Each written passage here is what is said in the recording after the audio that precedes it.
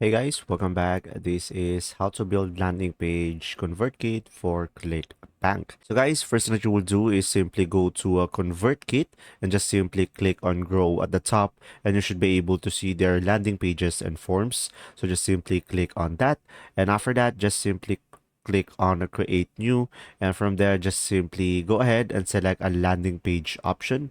So pretty much it will be depending on you. You should be able to see their multiple templates that you can choose from, and just simply choose based on your preferences.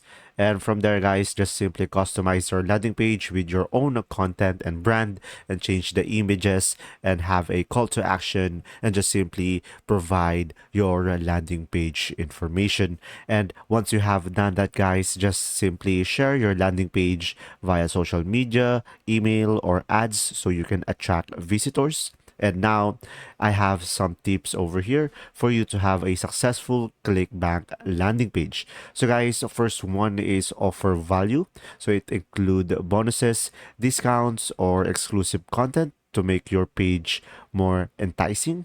And another tips is use readable fonts. So just simply use sans serif fonts like Helvetica, Arial for clarity. And next one is ensure that your page looks great and it is responsive for both desktop and mobile devices.